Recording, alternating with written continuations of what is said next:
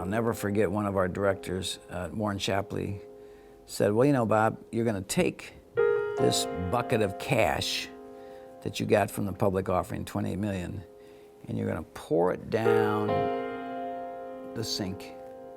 It's going to drain the cash right out on this losing business that we couldn't take public. And I looked at him and said, no, we're not. So in 1988, following the public offering, which transformed us beyond anybody's imagination, our financial position, I always like to refer to Bob Lanigan, our most senior director's inspirational statement. He looked at our team one day and he said, you know, guys, I've never seen anything like this. You guys need to suit up one more time.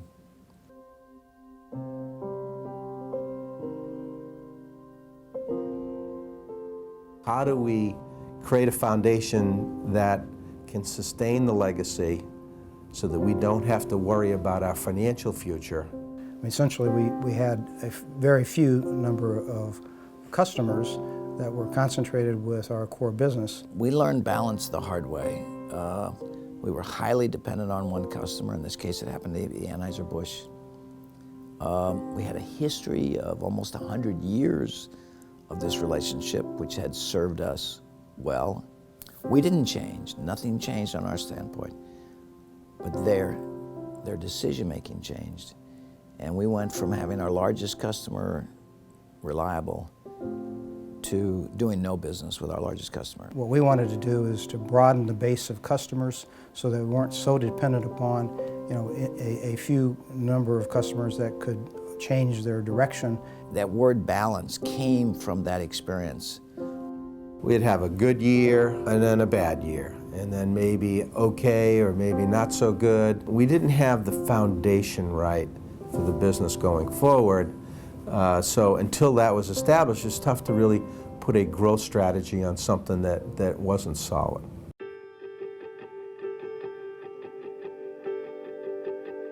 We had a sick, historic business, $28 million in the bank, and we began to shape the future with a crude thought. Our history will not provide our future. The 1990s, right up until the early 2000s, were shaped by the strategy developed in 1988, the strategy for growth, value, and liquidity. The strategy for growth, value, and liquidity was put together, and it was really an effort by Bob and the leadership team to say, what are we going to do to build a great company? And the design of the business was, okay, I understand the capital goods industry, I understand packaging. How could I design a business that had fundamentals that would not cause me to repeat the issues of the past?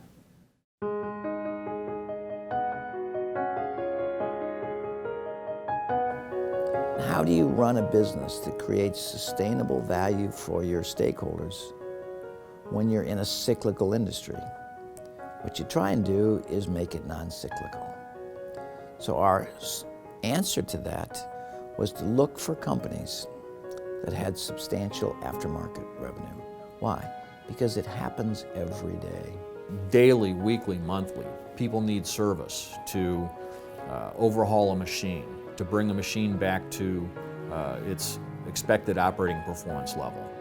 So the business model of building a company around the spare parts business is absolutely a genius move because it protects on the downside. The direction then was to expand our base into other parts of the industry, but not just the brewing industry and the packaging industry, to give us some stability and to acquire companies that actually added value to Barry-Wehmiller and also complemented our business. So we looked for companies that fit that profile, companies with a long history and a large installed base of equipment, and of course companies that were in financial trouble that would have a motivation to sell to us. We looked for companies that had issues similar to ours that we had been able to solve, so that we could understand what we were going to bring to the companies we aspired to acquire. We were very encouraged very early in the journey that we were on the right path. And then we went about to find businesses that would fit in the Mag Scale was the first opportunity. The Mag Scale opportunity came up, and so we just poured a lot of energy into that. Which was a public company that was based in Boston. I went back to my board. My board said, "Oh, Bob, you don't want to do an unfriendly takeover. High risk, high cost. You don't want to do that." And I said, "I think I do." We got through this process with great tenacity and thoughtfulness, and then we executed it massively better than we thought. And everybody was very excited about that acquisition. And the enthusiasm that was there, looking at all the opportunities. So the most significant event following the 1988 was the Mag Scale unfriendly takeover of a publicly traded company that virtually doubled our size and gave us a platform of the cereal industry, the food industry. It got us into a dramatically different profile of market served, major operation in Boston, which then was followed by the next major acquisition, which was the 3 Bemis companies that Tim and I worked on. I can remember we began talking to the Bemis Company, a $2 billion publicly traded materials company based in Minneapolis. The Bemis companies, 3 different companies, Acroply, Bemis Packaging Machinery, and Hasten. And we became aware that Hasten had an agreement to be acquired by a German company that had fallen through. So we began a dialogue with Bemis about Hasten. The dialogue went from acquiring Hasten to acquiring all 3 of their packaging machinery divisions. And that meant that Barry-Wehmiller, which was slightly over $100 million in sales at the time, was going to double in size through this one acquisition. And I remember Bob and I walking out of the building and stopping at the front door, and we were both so excited. And Bob said, "I can't believe that we're going to have the opportunity to acquire all 3 of these businesses." Those were the foundational major initiatives that changed the profile of our business and got us up into $200 million, $200+ million business. So we kind of entered this with some validation that we kind of know what we're doing now. Even though it was really kind of crude, we entered the 1990s with an air of, we can do this.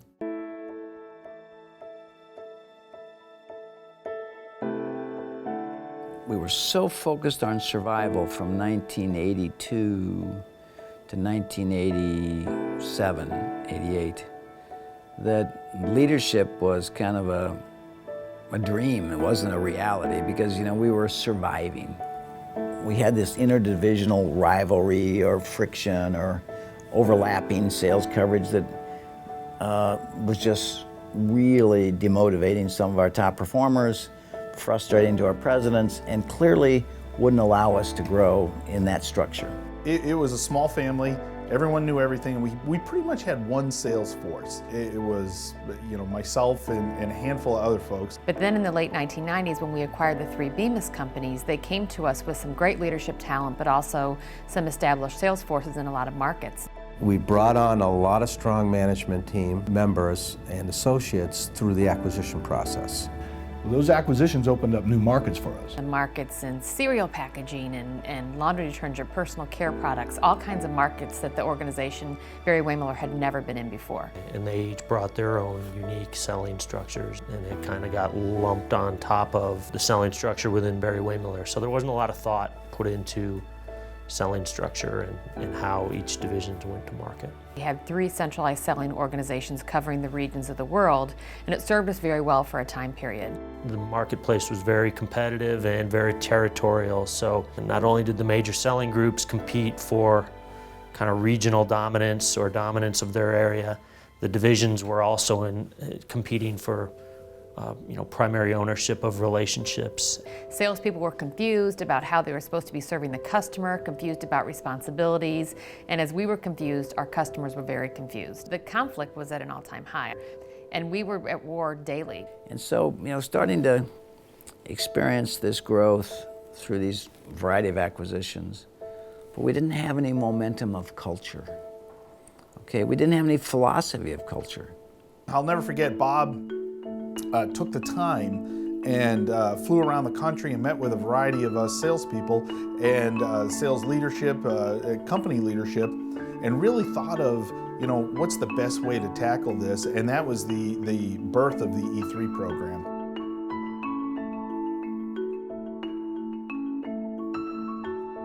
And I walked in one day and I had laryngitis. I couldn't talk. And because I couldn't talk, I had to think.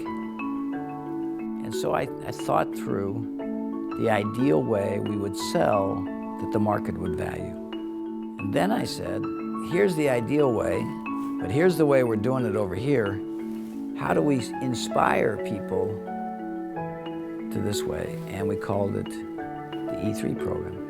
Enhancement, empowerment, and efficiency. What E3 allows us to do and what those executives to do is to operate on a platform of trust. Instead of one guy on the ground for Thiele covering the market by himself, he's got 7 or 8 other guys in the marketplace that are potentially developing opportunities for him. The most valuable part of that tool is multiple sets of extra eyes, enhancing the opportunities. You know, as good as we all think we are in the sales field, extra eyes or extra vantage points certainly enhance that. We wanted to empower our salespeople to do the right thing. We wanted to enhance the selling experience, and we wanted to be efficient, effective in doing so. You could form a team and work in harmony and come out with a successful conclusion where everybody felt good about it. E3 was a tool that allowed people to get recognition for introducing another division's products into an opportunity. And the key of the E cubed was that we didn't start at all with our problems. We started with the ideal. It was just stopping and saying, if I had a clean sheet of paper, what would my sales organization look like?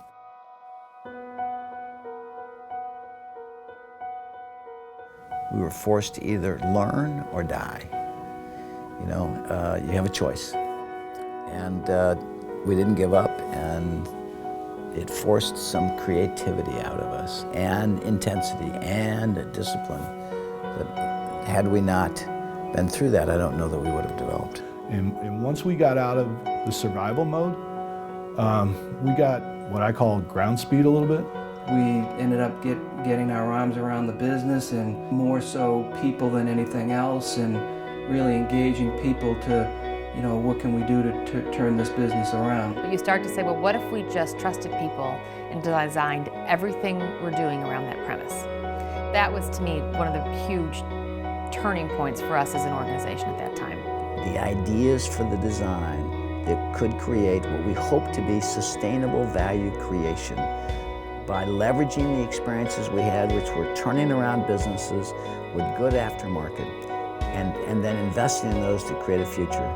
What we have simply done is been able to take that, if you will, very crude initial thought based on the richness of the experiences, and amplify our learnings, amplify our opportunity, and take it to scale, a scale that we never even imagined.